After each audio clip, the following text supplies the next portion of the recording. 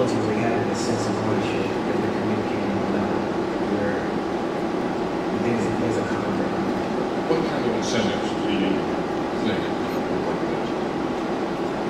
Well, the incentives are scholarships, partnerships. The work that I've done with the city, as well as public funds, obviously says that there's a payoff today because I'm now under engagement in building my community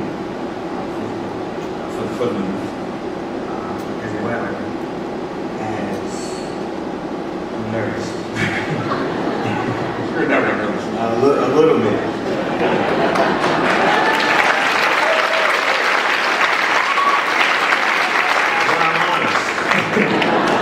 And creating a solution, creating a voice for you to feel the franchises is important.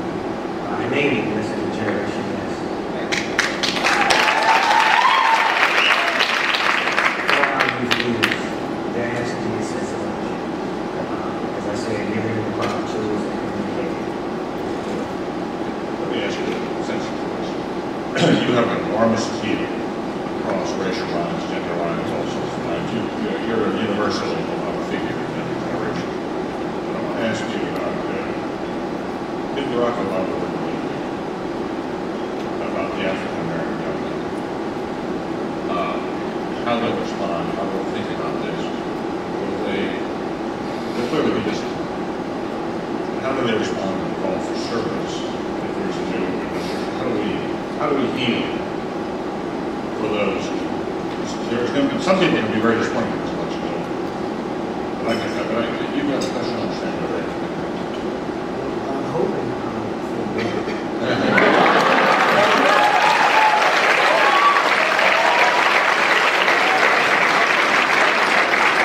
There's something very genuine about Senator Obama. And one thing is engaging. I think we have to fully engage in the level to have a leader that leads by example.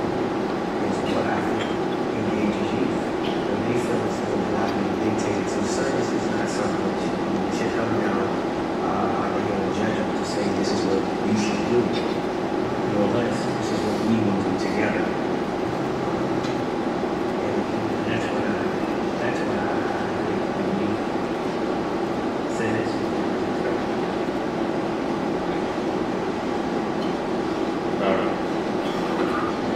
You know this generation better than anybody else.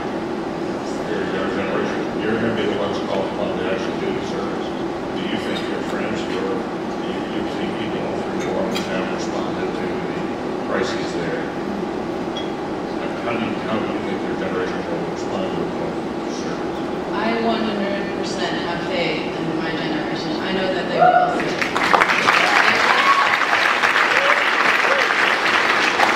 The problem is, or not the problem, but like Usher said, the way that we communicate it to our generation is different.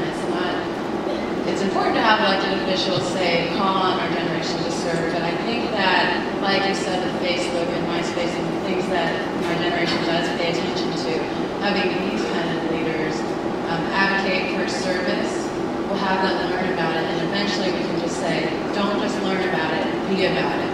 Go to New Orleans and get a house on your alternative spring break, and then come back.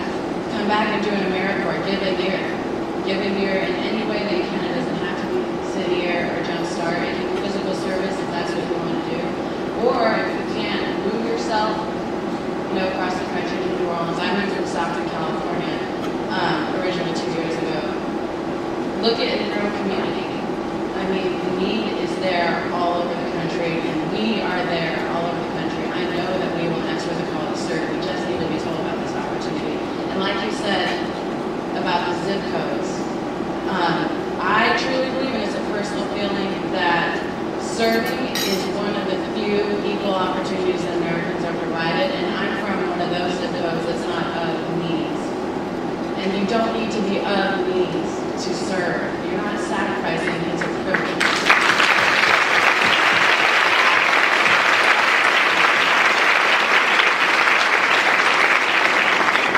She said she was nervous before she got out there. How did she do? Great.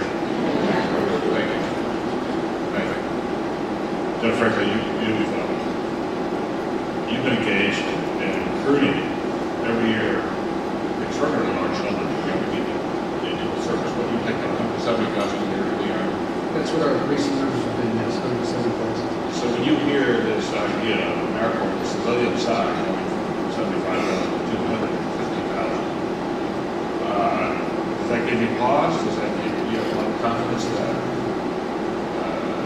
that you can raise those numbers on the civilian side? And also, what does it do?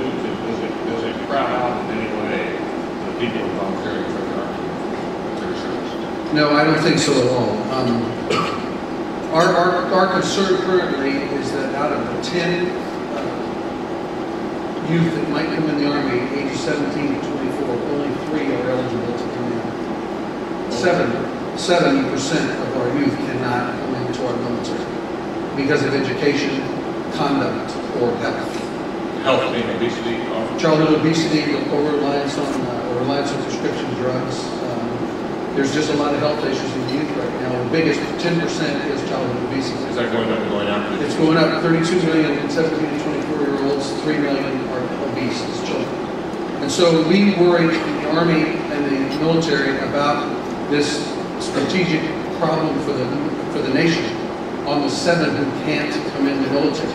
What's going to happen to them? How are they going to generate a nation that has intellectual capital, has the finances to have a strong armed forces to help this nation remain strong? And so these programs that we've been discussing and I'm so encouraged about give opportunity for these youth to realize their potential. And of course, if we can help with that, we want to help with that, and we are. We've opened a preparatory school for those that you cannot come in the military unless you have a high school diploma or a GED. Judy last night mentioned that 70% only had a high school diploma, but the other 30% had GEDs. You cannot join our military unless you have the education. So we've opened a prep school to allow the youth to come in. We have 174 young men and women in Fort Jackson, South Carolina right now who we brought in that did not have an education, that we'll give a GED to now. And in October, we'll start a program to give them a high school diploma. I see these outreach programs a great way for them to serve, to realize service to the nation, to realize their potential by being a part of something larger than themselves. And we just want to be in the consideration set. We want the word to come out about serving their nation as a soldier, sailor, airman, Marine, and they'll make the right choice. I trust our generation well also because I led them in combat. And they're phenomenal. And we can thank God and you.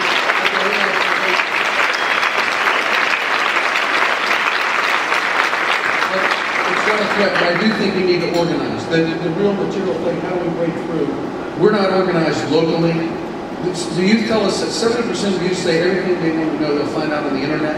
We're not organized on the internet to share all the wonderful things that are happening. And we have to get into social networking. Those powerful testimonies this morning of people whose lives have been changed because of service have got to get out as a personal witness to how their life has been changed by serving in America. And this is what we're going to work on social networking. That's very interesting. I just want to tell you one of the things that we're so grateful about is that you're here sharing with me, and that we have a number of military veterans in the audience, and the fact that there's now this coming together, people who serve in the military, people who serve in the civilian sector, and see each other as partners, as brothers with sisters in the same movement. It's just one of the, it's part of the breakthrough represented by this.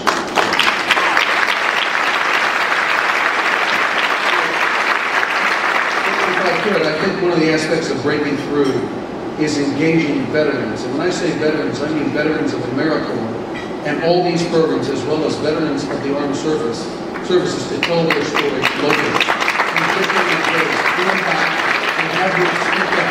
And the other, and I know there's some retirees from the military here, you've got to bring military retirees into this endeavor. Because I'll tell you something, brothers and sisters, they can plan, they can execute, they can mentor, and they can train. So open up the doors and get them in and put them to work.